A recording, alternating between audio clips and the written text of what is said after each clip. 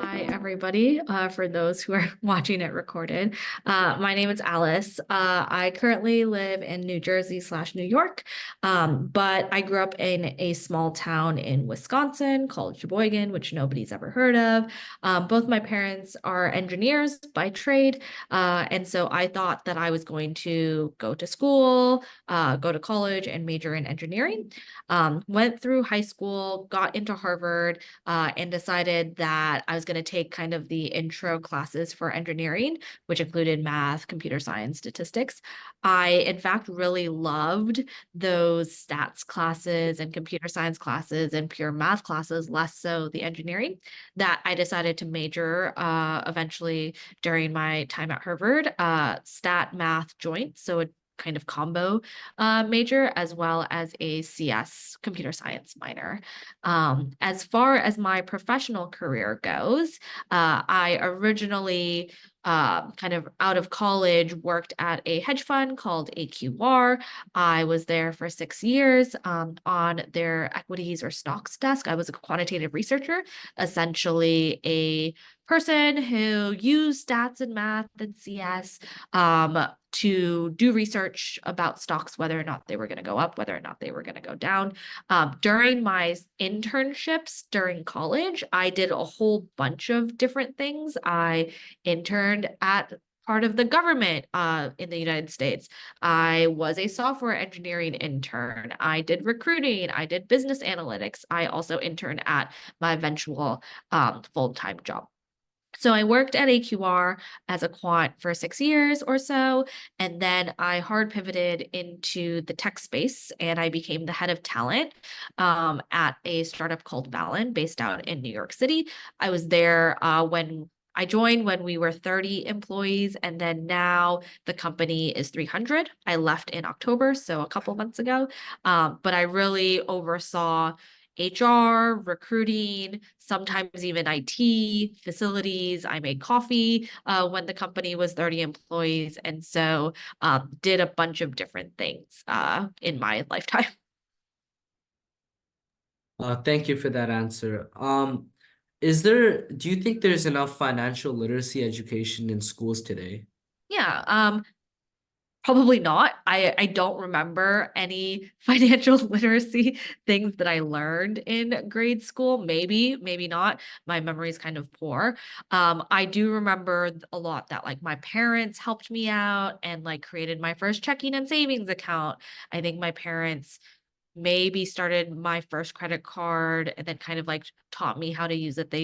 My parents mainly, I think, were the resource for general financial literacy when I grew up. Uh-huh. And how do you perceive the importance of financial literacy as a skill in today's society? Yeah, I don't think it's really valued because then it would just be taught more and people would know a lot more. I think literal like financial professionals still don't really know all too much about personal finance. I think professional finance and personal finance are pretty different things. And even the professionals don't really know a lot about the personal finance. So I live in America. I know that you guys are in Canada, and I think like navigating personal finances is intertwined with like navigating the healthcare system and navigating college loans and tuitions and all of that stuff. And so, because personal finances are so intertwined with a lot of other complicated things like the healthcare system, like figuring out if HSA or FSA is better, or with which retirement account version is better, how do you maintain good credit? How do you even get a mortgage? Like all of these things, like nobody really teaches you. You have to kind of like go out on the internet, go ask your friends.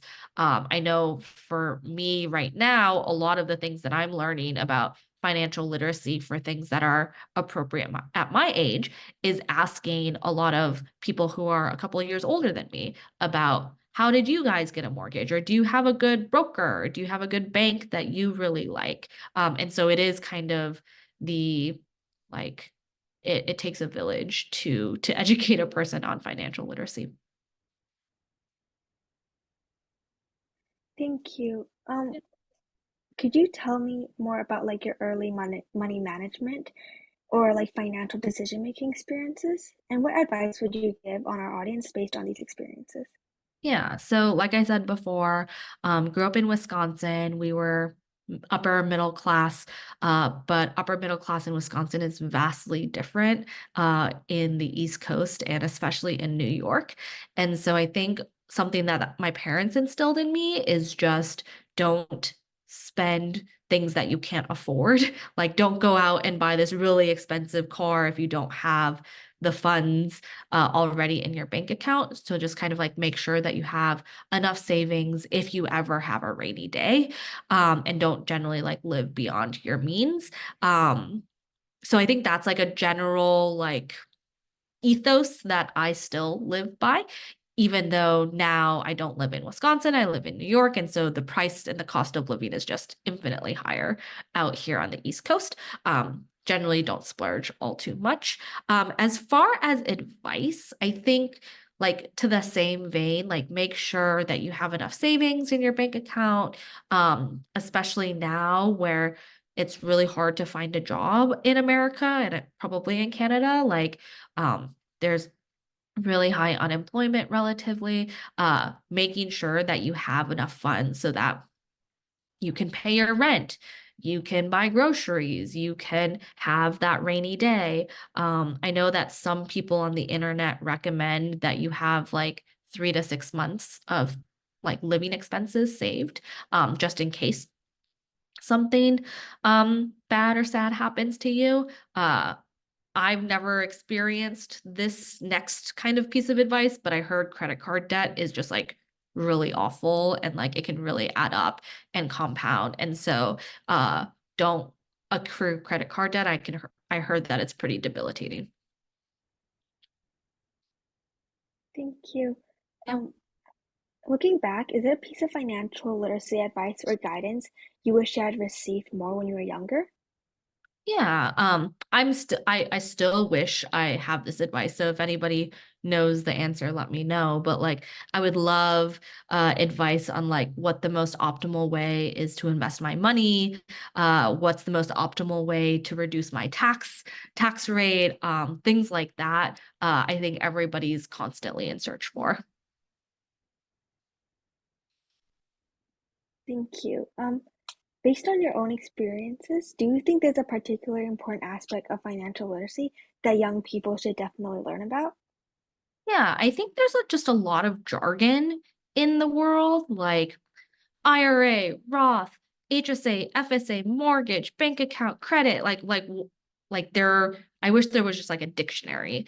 And they're all kind of interrelated, right? And so it's just a lot to approach as a young young person um in navigating all of that. And so I think just like basic things like how to fill out a check, how to deposit a check, how to set up a bank account, I think are important, but just like how to even approach Google. Like, what do you even Google? Like, what are the words mean? And what do you even put in Google? I think is important. Right.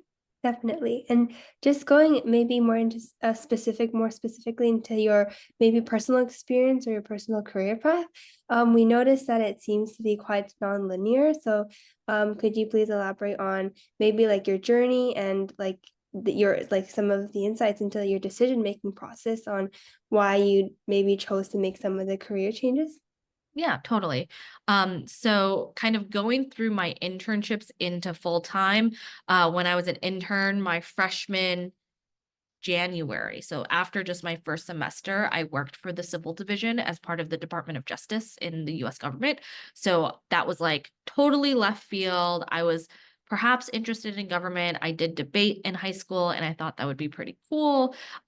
Realized quickly that government was not my thing. And I think early on, just as a young person, as a college student, or even in high school, like the more you try, the easier you have to figure out what you really like and what you really don't like. And so use summer camps, use internships to figure that out. sooner rather than later, right? Like you don't want to be 40 and realize that you actually don't really like your career. Like you'd rather do it earlier. So just try a bunch of things.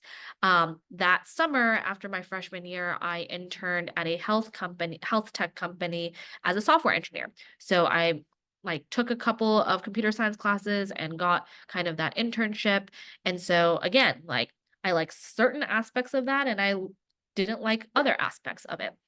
And so slowly but surely, I was kind of narrowing down what I really liked to do in my day to day, what I was really good at, like what my skills lent it to itself. And so my sophomore summer internships and my junior internships were again kind of figuring that out. I did business analytics at another kind of startup. I did recruiting at a hedge fund. And then I did kind of front office quantitative research at a different hedge fund. And so again, like I was using my stat and math knowledge. I was like kind of breaking into this finance career. And I eventually ended up at AQR, like a pretty big asset manager hedge fund institution out in Connecticut for the first 5 to 6 years of my career. I think maybe by year 4 or something, I realized that finance wasn't going to be my end all be all. I knew a lot of people who really loved finance. Like they just sparked joy when they talked about their day to day. And that just wasn't me. Like I never found myself really enjoying like my work as much as I knew that I could have or that I knew my friends really did. I was really good at it in the fact of like stats, math. I used a lot of stuff that I learned in college, but it just didn't give me all too much joy. And so during that period, I was thinking about leaving the industry altogether, but I didn't really know what I wanted to do. And so I was pretty deliberate in like thinking about all the possible jobs in the world that I could feasibly be interested in or feasibly be good at. I like did a lot of introspection on what skills I brought to the table, what things I really enjoyed doing, what things I really didn't like doing. I realized that I wanted to talk to a lot more people than my current job in finance afforded. And so that was something important to me. And so once I kind of figured out my skill set, I talked to a lot of people in my network and friends of friends on like, hey, what do you like doing as a product manager? What do you dislike doing as a marketing person? What do you like doing as a recruiter? What do you like doing as a salesperson? What do you like doing as a blah, blah, blah, blah, blah. So like I had like 30 possible industries, 30 possible jobs that I could feasibly see myself in. And I just did a deep dive in like what this role is, what do they like, what do they dislike, what do they absolutely hate, how does it compare, what is the number of hours worked, how is career progression, how is pay, kind of like all the different axes that you would evaluate a job switch on. And I did that for quite some time. I like just had conversations. I was just learning more and I was narrowing it down more until I realized that, hey, I keep on coming back to this recruiting world. And I still really am drawn to it. And so I decided to make the hard pivot. Fortunately, again, back to savings. I had some savings in my bank account that could afford me to make this switch because like there was no guarantee that I would be good at it, right? And so if I was bad at it, I probably wouldn't have had the job for a long time. I would have had to find another job, and that's just like really costly. And so making sure that you have savings for a rainy day is important. But decided to do the hard pivot. I happen to know the co-founder at the company that I eventually worked at, and he was willing to hire me as the first head of talent. And so it was a long and arduous road because I was learning from scratch, right? I was like building the plane while flying the plane. And so that's just really chaotic and hard and stressful. But I found that I was really enjoying it. Like I talked like the people that I knew in finance. Like they loved finance. Their eyes got bigger. Their hands went all crazy when they were talking about it. When I was talking about recruiting and when I was talking about the startup and HR, like that's how I started to talk. And I think it's quite rewarding now to like find that thing, even after like 6 years. Mhm. And for like youth who may be like struggling with finding what they love or with considering unconventional career paths, is there like a piece of advice that you would give? Yeah, I think like try a bunch of things and be okay that you're not going to end up in the job that you first got as a sophomore or junior intern and like early college person. Almost everybody that I know, except a couple of people, are still at the first company that they eventually went to, right? Most people switch jobs every 2 years. Some people switch industries completely. Some people switch geographies. I know a lot of my college friends first worked in the United States and now they're abroad in London or in Hong Kong or anything. Like, be okay and to be flexible just because like opportunities come, but just try a bunch of stuff first when you have kind of the safety net that is a college education to figure out what you like and don't like. That sounds amazing. And going into more in detail, because we know that you have a lot of experience as like head of talent, is there any like advice you would give to maybe youth who are going into their like job or university interviews and things like that? Yeah, I think just be very honest about what you know and what you don't know, and kind of what you're looking for. I think one thing that a lot of recruiters don't like, so don't do this, is be like interviewing know-it-alls. As a, how old are college students? As a 21 or 22-year-old, like nobody knows anything. Like you are like adults know that 21 and 22-year-olds are clueless. And so if you're a 21 or 22-year-old coming in being like, I know everything about this and I like want to change the world. I want to change your company because it's like nobody will respect you because you just haven't lived enough of a life to actually know what it's like to work in a corporate environment. And just like working at a big company is very different than working at a small company, which is very different than working at a company in the US versus the UK. Like there are just so many different axes. And so if you're a person, and I see this all the time, and my friends see this all the time, where a student is like coming in and they think that they're the most impressive person, like you need some humility when it comes to having your first job. So I think be humble, be open to learning, be eager to learn, and just be like intellectually curious, I think is important. Um, Also just like be very self-aware, right? Like each person is very different. Each person has very different skills, very different strengths, very different weaknesses. And as a person who's hiring candidates, like I'm I know that I won't find my perfect what we call like purple unicorn. Like purple unicorns don't exist, right? So we won't find this purple unicorn. We just need to be okay with trading off if this person can do this or that. Like life is kind of just about trade-offs, and hiring people is about trade-offs. And so just like being very self-aware that these are my skills, these are my areas of improvement, be hungry, be willing to work, be able to grind, I think is like very, very valuable in kind of a junior career person. And for our youth audiences who might be interested in going into HR, like specifically, do you have any advice for them? Yeah. I think my advice for HR and recruiting are very different. So I'll kind of give both because they're kind of different, even though they sit under the entire umbrella.